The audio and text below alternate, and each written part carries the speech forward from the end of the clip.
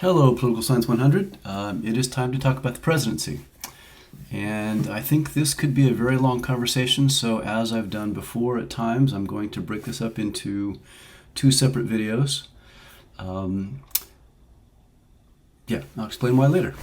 So one of the keys to understanding the American political system is understanding executive-legislative relations, how the presidency and Congress interact with each other. And as we've talked about before, unlike many democracies, we separate those two institutions. In parliamentary systems, the chief executive, usually called the prime minister, is just the leader of the legislative body, of the parliament. They're not separate institutions. And so that bodes for a very different functioning of government than our separate powers, with the built-in differences of perspective and different constituencies. The president is the only elected official that has a national constituency. Members of Congress, whether they're members of the House or the Senate, have local constituencies, either a congressional district or a state. So there's that difference to begin with. And then on top of that, in our current climate, those differences are compounded by the extremely polarized partisan environment that we exist in today. When government is divided, when one party controls the presidency and the other party controls either some or all of Congress, that lends itself in particular to gridlock, as we've talked about in previous videos. And that phenomenon of a divided government used to be pretty rare. Usually in the past, when people would vote, they tended to vote for the same party in presidential and congressional elections, and so whoever won a majority in either one won control of government. But now, split ticket voting and divided government is quite common, and it's usually more the norm than the exception. But even when the same party controls both branches of government, executive and legislative, the different constituencies and the different loyalties, state and local versus national, and our candidate-centered congressional election system, which makes it hard for the parties to control candidates anyway, all of that combines to make governing in the American political system pretty difficult. So we've talked about the Congress already. We're now going to talk about the presidency. And we're going to talk a lot in this discussion about what the president does and how the presidency operates in the face of what is usually resistance to some degree from Congress, either resistance of members of Congress is controlled by their own party due to the different perspectives based on different constituencies, or even greater differences when Congress is controlled by an opposing party. And typically, presidents try to accomplish what they can by working with Congress. I mean, going the direct route is preferable, but modern presidents also will do the best that they can by going around Congress. And this raises all kinds of questions about the constitutional limits of presidential power in our system of checks and balances. Some of the main themes we'll talk about and that are covered in the textbook chapter are the historical presidency, how the office has grown from its conception until today. And we'll, in particular, look at the roles and the power and the challenges facing the modern president. We'll talk about some of the president's strategic decisions. And then, and this is what's going to be really the second video, we'll talk about the larger institution of the presidency and the executive bureaucracy. The president is the head of the executive branch of government, and so that includes the entire executive bureaucracy, which is its own section. That's what we're going to take on next. It's the next chapter in the text. And there's no clear dividing line between where the presidency stops and the bureaucracy begins. But we'll go down that road a little bit at the end of this conversation. Okay. Let's talk a little bit about what the Founding Fathers had in mind when designing the presidency. They were very ambivalent about the power to bestow upon the presidency. They wanted an independent executive. They didn't want an executive that was under the control of Congress. So they wanted an executive that had the power to check Congress. Congress, as you recall, was the topic of Article 1 of the Constitution, and it was clearly the institution of government that the founders had given the most thought to and had intended to be the preeminent institution of our government. But they wanted an institution in the executive that could check that powerful legislative body. And so they had to bestow a certain amount of power on the executive, but of course they worried about too much executive power. They had, in their very recent memory, lived under a tyrannical king, and they certainly wanted to avoid that. So there's a line in the text that says that the founders mandated that presidents be leaders, yet gave them the tools to be no more than clerks. And I love that sentence because it really captures the mixed views that the founders had about the presidencies. They wanted presidents to lead, but they didn't give them really the power they actually would have needed to lead, certainly not in the ways that we look to the modern president to lead. And so, to foreshadow where we're going with this, much of the power of the presidency does not reside, or resides outside of the formal powers of the office. Much of the power of the modern presidency comes from how the office has grown as Congress has delegated powers to the president through the power of implementing what the Congress does, legislation that Congress passes. And then beyond that, powers that the presidents have come to unilaterally exercise, the constitutionality of which is debatable, to say the least. Again, this is more about the founders' views of the presidency. So a central challenge of the presidency is that they're expected to lead without the actual authority to do so. And when you put that mismatch of expectations and authority in a political system that's very divided, it sets the job up for failure. The President of the United States, abbreviated POTUS, and you'll see that abbreviation a few other times on these slides, is typically regarded by most people as the most powerful person on earth, and yet the actual powers of the office don't really reflect that. So if a given president is to try to live up to the expectations of this powerful office, there are really just a couple of options. Stick to the powers given to you, and you're probably going to have a weak, ineffectual presidency, or step outside those limitations and engage in power more broadly, often in unilateral action. But again, that is suspect constitutionally. The founders wanted to avoid a Napoleon, and they were alive when Napoleon rose to power in France. So they knew what they were talking about. They rejected the idea of a plural presidency. There was some talk at the Constitutional Convention of having more than one person serve as president, having sort of a committee presidency. So they empowered a single person to be president, and they gave that person enough power, enough authority to respond to emergencies, but not enough to step in the way of the powers of the Constitution, of Congress. And initially, presidents assumed a pretty small role in our political system. They engaged in a lot of pretty small administrative tasks, particularly filling appointments to their own bureaucracy, the executive branch. And we'll come back to that point a bit later. The 1800s saw what is known as the era of cabinet government. Congress basically worked through the department secretaries, the cabinet secretaries of the president.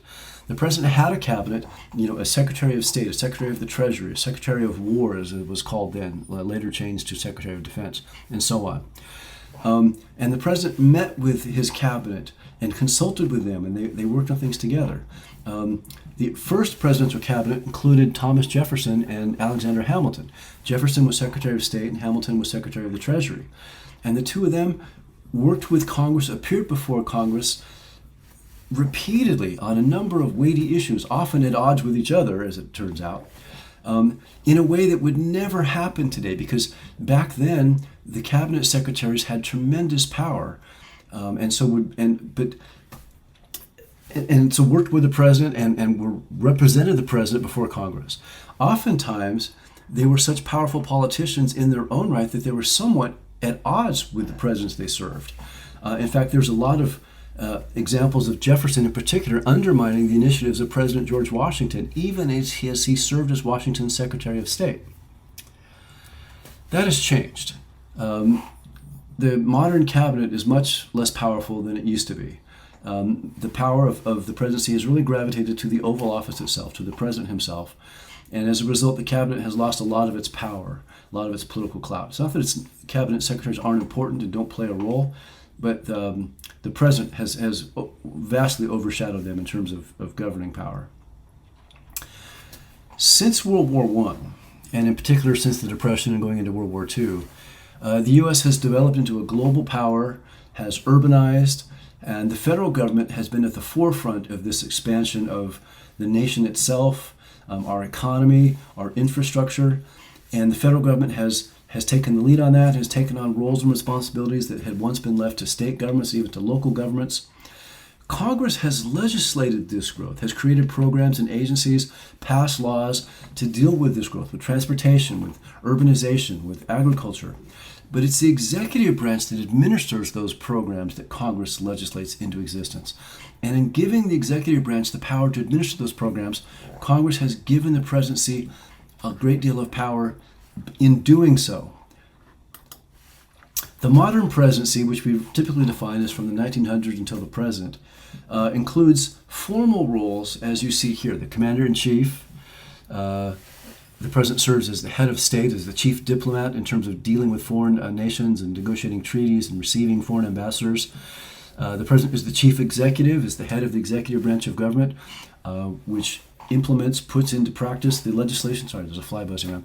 That puts into practice the legislation that Congress passes, and plays a legislative role as well. He calls Congress into session, proposes legislation, and has the veto power. Another way of looking at this, and I really like this conception, in the purple here, these are the formal, enumerated or explicit powers mentioned in the Constitution that are given to the president. And the list here is somewhat different than what you see here. Different people categorize these powers under different headings. But again, here you see Commander-in-Chief of the Armed Forces. All in the purple section under formal powers. The president negotiates treaties with foreign entities, appoints ambassadors, judges, and justices and officers of the United States, delivers a State of the Union address, has the power to pardon, has the power to fill vacancies, and receives representatives of foreign nations. So those are the specific constitutionally noted powers of the presidency. Then down here in the pink, you have delegated powers, inherent powers. Not inherent powers, delegated powers, powers of implementation that the president has acquired by virtue of the fact that the executive branch needs a certain amount of power in order to implement the laws that Congress passes. And then down here in the, what are we going to call that? I mean, green, I guess. There's a shade of green that I should be calling it, but anyway. Down here, you see more inherent powers, more unilateral powers, powers that presidents have taken on. The power to establish a cabinet. There's nothing in the Constitution about a cabinet. But early on, starting with George Washington, presidents realized they needed assistance to oversee the various broad areas of authority that they would need to exercise. The power of executive privilege, that is, the power to define certain conversations with top aides as confidential and therefore not able to be subpoenaed by Congress, for example, the ability to withhold information from Congress. The power to issue executive orders and executive memoranda, presidential proclamations, the power to enter into executive agreements, the power to issue signing statements. I'm going to add one that's not on here, the power to make recess appointments, which is up here in filling vacancies, but I'm going to put it down here in the green in terms of how modern presidents exercise it. And I'll define all those things later on, but I like this breakdown of formal, delegated, enumerated powers down to powers that they've sort of taken on as a byproduct of the power to implement laws, and down here, more unilateral actions that they've assumed over time. So in terms of the formal powers of the presidency, that might seem like a formidable list, and yet the reality is that Congress checks every one of those major powers. Yes, the president is commander-in-chief, but it's Congress that declares war, not the president. That's an odd power for the commander-in-chief to not have, the power to actually declare war.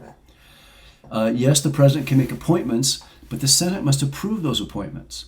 So this is in terms of appointments to the courts and appointments to his own executive branch, his cabinet appointments and things like that. Yes, the president can negotiate treaties, but the Senate has to ratify those treaties.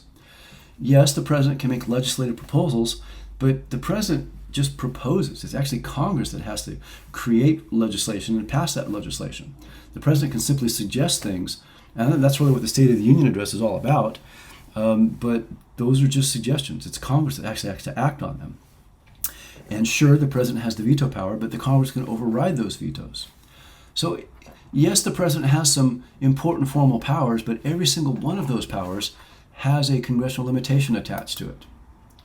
So what are presidents to do given those limitations on their formal powers? And by the way, if you look at Article 2 of the Constitution, where the formal powers of the president are spelled out, and you compare that to Article 1 of the Constitution on the Congress, you'll see that the list of powers and the array of powers of the presidency is smaller than that of Congress. And yet, if you think about which branch of government has more power today and more influence, it's clearly the presidency. So it can't be that the president the presidency has seen this expansive power by virtue of the use of the formal powers, because those are limited by Congress. It has to be something else. And that's what we're going to talk about next. And that's the ways that the president has done end runs around these congressional power limitations. The first way is by stretching the power of implementation beyond the intent of the law. So as I said, when Congress passes a law, it is then turned over to the executive branch to implement that law. And with the power of implementation goes a certain amount of power and discretion in deciding on decisions on implementation. Well, presidents over time have expanded this implementation power, and in some cases, probably beyond the intent of the specific law.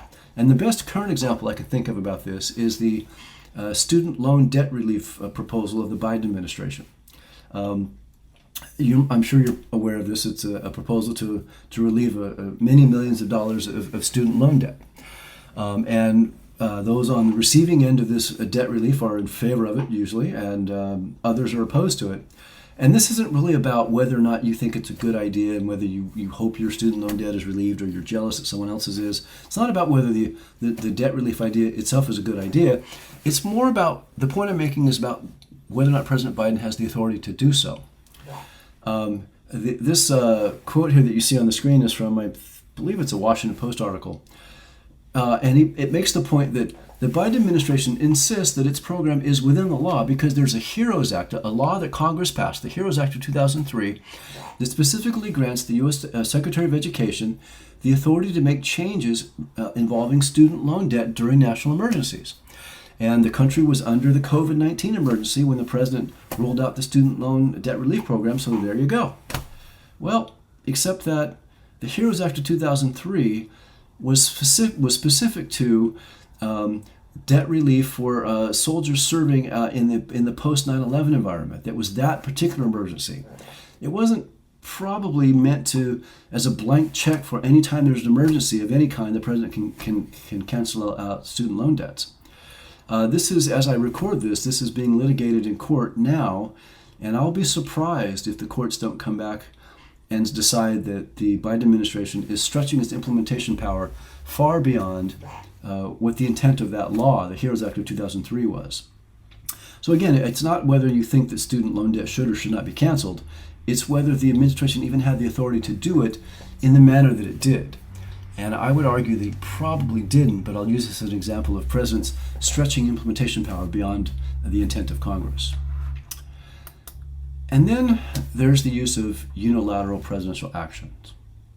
And the ones I'm going to talk about are presidents who just send troops into action, despite the absence of a declaration of war or even congressional approval of their actions, presidents who enter into executive agreements instead of treaties, presidents who issue executive orders and memoranda instead of counting on Congress to pass laws, presidents who engage in recess appointments and signing statements. And we'll talk about what those are when we get to them. So if you're the commander-in-chief and you're frustrated by the fact that you can't declare war, well, just send troops into battle anyway. The last declared war the United States has been in was World War II, which ended in 1945. Since then, we've been engaged militarily in Korea, Lebanon, Vietnam, Lebanon again, Grenada, Panama, the Gulf War, Bosnia, Haiti, Libya, Iraq, and Afghanistan. Almost constant military action without a single declaration of war anywhere in there. We've engaged in military efforts over which the Congress has, or the president hasn't even pretended to consult Congress, never mind get their approval. After the Vietnam War in 1973, Congress passed the War Powers Act, which required a couple of things. One, that presidents notify Congress of having sent troops into action within 48 hours and get congressional approval within 6 weeks. And if lacking that approval, withdraw troops. And so that might sound like, and the logic here in terms of the president and sending troops into battle, is that Congress is a slow and deliberative body, and when something happens in the world that requires a quick military response, it's implausible, impractical to convene Congress and have congressional debates and committee hearings and go through all of that. Meanwhile, whatever's brewing in the world is still brewing and getting worse, and our interests are in jeopardy. So we need presidents to have the authority to commit troops without going through all of that. But in an effort to rein in the president's carte blanche power to do so and cut Congress out of their role in this completely, Congress passed the War Powers Act. And so the two provisions, notifying them within 48 hours and getting their approval within 6 weeks, that might sound like an effective policy, but it's actually not. Oh, I'm sorry. By the way, it's within 60 days. It's not 6 weeks. Within 60 days, presidents have to get congressional power. In reality, the War Powers Act is pretty toothless, and it really has never been invoked to rein in presidents. It's been invoked by members of Congress of the opposite party of the president to criticize presidents who've engaged in sending troops to military action. Republicans criticizing Democratic presidents, Democrats criticizing Republican presidents. But it's never actually been used to stop military action. And the reason is that basically Congress's recourse would be to cut off funding for a military effort, which is then perceived as leaving troops hanging out to dry on the battlefield. And no Congress wants to do that. So basically, presidents have ignored the limitations in terms of their ability to send troops into action. A treaty is an agreement between the United States and some other country involving something militarily or economic. An executive agreement is an agreement between the United States and another country involving something involving the military or the economy. And if those two things sound exactly the same, it's because they kind of are exactly the same. The difference is that treaties have to be approved by the Senate. And there have been some very embarrassing examples of United States Senates that have not approved a treaty that the United States President negotiated. And that includes the precursor to the United Nations, the League of Nations, that President Woodrow Wilson spent a good part of his presidency creating, only to have the whole thing collapse when our own Senate refused to ratify that treaty. So if a president is concerned that a given Senate won't ratify a treaty, that president simply enters into an executive agreement with another country instead. It's just as binding. It does the same thing, except it doesn't require Senate approval. Now the downside is those agreements are easily undone. They're done when the president leaves office. They're void when the president leaves office. So they don't last as long. But if you're a president, well, that's the next president's problem. So what do you care? Presidents who are frustrated by Congress's unwillingness to pass laws can simply issue executive orders instead. And this is similar to executive agreements. It's basically an order from the president to the executive branch of government to initiate some policy in the way that he likes in the absence of a law that Congress won't pass. So the article that you're seeing on the screen is about President Obama using executive orders to dictate climate change policy in a way that Congress would not have done. And again, the issue is not whether or not you think that the government ought to act on climate change. Most people do. And whether you agree with the direction that Obama took in addressing climate change with this executive order. The question is more a matter of, does the president have the authority, and is the president bypassing the constitutional system of checks and balances in relying on executive orders to do these kinds of things? Those are very good questions. And as you can see, this is the number of executive orders issued through the first year of a presidential term of presidents going back into Eisenhower. And so this is October of their first year, October 13th of their first year. And you can see that it varies by president, obviously. What's really interesting here is that President Trump's use of executive orders was quite a great bit higher than Obama's, and a great deal of those were Trump issuing executive orders undoing Obama-era executive orders. And I haven't updated this chart. I haven't seen an update of this chart, but President Biden actually exceeded President Trump's rate in the first year of office. Much of what Biden was doing was undoing executive orders of the Trump presidency. which is a couple of problems with executive orders. One, they're easily undone. It's quite easy for a subsequent president to simply undo the executive order of a predecessor and do something else again by executive order. And this can lead to a great deal of policy instability. So it's not a particularly effective way for the world's most powerful nation to conduct its business, sort of ping-ponging back and forth between executive order policies. But in the absence of congressional legislation to do what presidents want them to do, this is the kind of thing that they'll rely on. Let's get to a couple of interesting things. One is called recess appointments. There's a provision in the Constitution that allows the president to make an appointment to an office, and this would be for the courts or in the executive branch, in the event that an appointment is needed when the office is vacant and Congress is not in session, when the Senate is not in session to verify and approve those appointments. Okay, fine. But the notion was that if we had to fill in a position, if the president had to fill a position in a hurry, but Congress wasn't around, the president could make such an appointment, and then subsequently the person could seek Senate approval. But what's happened recently is that presidents have basically used this recess appointment to put people into positions to which he knows they could not have been confirmed. It's to sneak them in while Congress is out of session, basically. Because presidents have done it knowing that an opposition Senate would not confirm them. Now, you might say, well, but doesn't the person have to seek confirmation eventually? Yes, they do. But it can be up to a year after they've been in the office. So they get to serve in the position for a year. And having served in the position for a year, it takes away one of the most effective arguments against them, which is that they couldn't do the job. If they've done the job for a year, it's hard for an opposition Senate to make that case. And so again, you can see that the use of executive appointments, of recess appointments, varies by president. Reagan engaged in them quite a bit. Donald Trump, if I remember correctly, didn't issue a single recess appointment.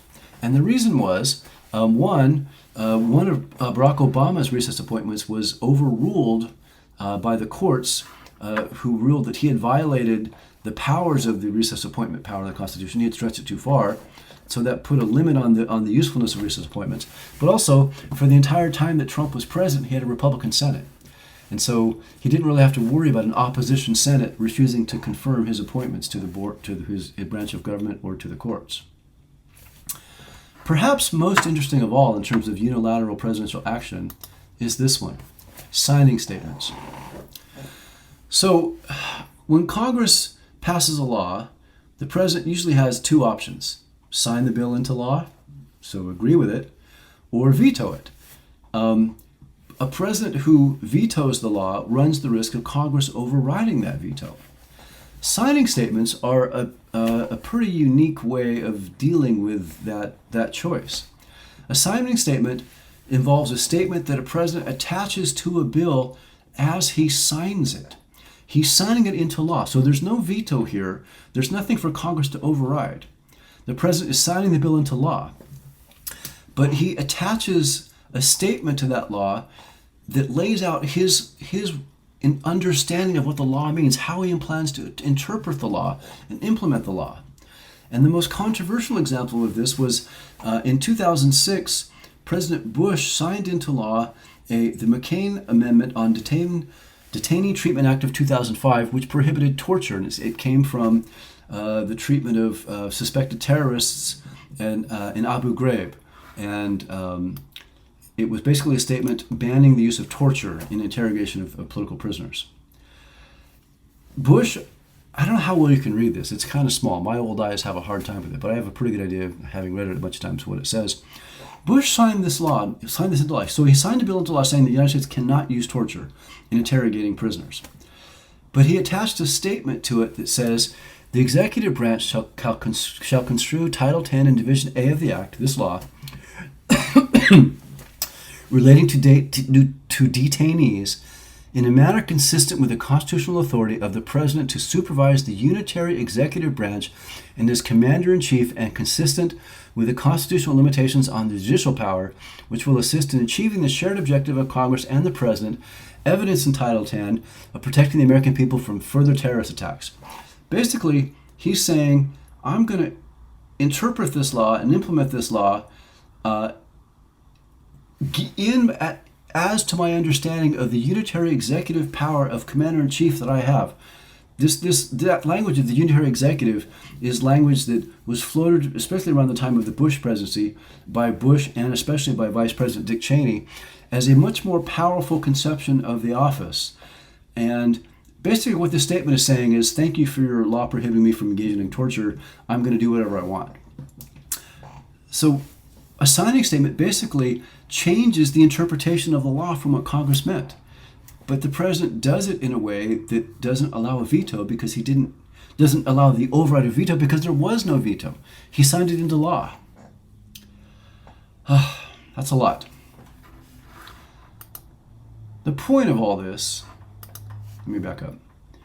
The point of all these things, and I'll go back to the beginning, sending troops into power absent a congressional declaration of war, engaging in executive agreements with other countries rather than treaties, issuing executive orders rather than hoping Congress will pass a law, putting people into positions via recess appointments rather than normal appointments, and engaging in signing statements. These are all ways that presidents can act unilaterally without what they would refer to as the meddlesome interference of Congress.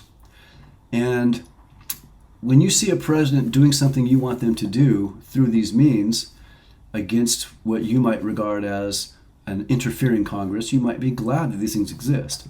But the point I would want to raise is, are these in keeping with, consistent with, the constitutional principles of checks and balances between the legislative and executive branches of government? I'm not sure the founders would be real keen on how these are being used now. Not that their views should necessarily dictate everything, but just saying. Another power of the presidency is less formal, and it's called going public. Basically, making your case as president to the public in the hopes of galvanizing public opinion on your side and mobilizing the public, and Congress noticing that and feeling the pressure of public opinion, and because of that pressure, going along with you. And the traditional methods of doing so include, the president has to use the media to get to the public. The president is one person, the public is 333 million people, so direct contact is out of the question. So this historically has included things like media interviews and televised addresses. In the old days, it was radio addresses, President Franklin Delano Roosevelt's fireside chats. And before that, it was, whistle-stop tours, presidents taking train tours throughout the country. Obviously, as the power of the media has expanded, the ability of the president to go public has expanded. But these methods here, interviews and televised addresses, those are through the traditional media, and it allows the media to engage in a gatekeeping role, a fact-checking role. Presidents get pushback. Their claims are questioned. They're asked for evidence for some of the things they say. They have to go through this gatekeeper to reach the public, and they don't necessarily like that, which has led to a more modern method of going public that President Trump was particularly able to engage in, and that is social media and rallies. And so here we have one of his, I don't know how many thousands of tweets that the president issued, and a picture of him at one of his rallies. Here there's no gatekeeper. Here there's no one questioning the claims. The entirety of this tweet is false, factually false. And if the president were to make this claim through the normal gatekeeping media, he would have been called out on that. Now, President Trump was pretty effective at running right over those kinds of objections, but when he just tweets it out to his followers, there's no gatekeeper. Yes, there are fact checkers who will call that out, but it's a direct message from the president to his followers. Similarly, when he holds his rallies and he gets thousands of his followers there. There's no media member in asking him questions and follow-up questions and fact-checking him and holding him to account for anything he says. Obviously, if you're the president, and particularly this president, that is a much preferred way to communicate directly and get around the gatekeeping function of the media. Does this work, this going public? Sometimes, probably. I already mentioned Franklin Roosevelt's fireside chats, which most evidence seems to suggest were quite effective in keeping the American morale high over the course of the Depression and into the World Wars. For Trump, maybe less so. As we'll see in a couple slides, Trump began his term in office with the lowest approval rating since polling started, since the Gallup poll began back in the 1940s, and he pretty much went down from there. It doesn't seem that his tweets and his rallies really converted anyone. He didn't really persuade any of his opponents, his critics in the public, to join his side. So he was probably just preaching to the choir, but he might have at least kept his supporters on board. So perhaps it was effective, at least in that sense. The point of all of this so far is that the president's actual power is pretty limited by Congress, congressional checks and limitations on his formal powers.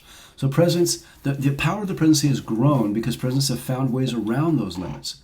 But those end runs, those ways around those limits, are sometimes only temporary, such as executive orders and executive agreements, executive orders.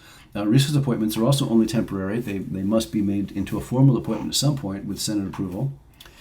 And in some cases, they clearly subvert the role of Congress that the founders had in mind in terms of, that Congress is a right to declare war, not the president.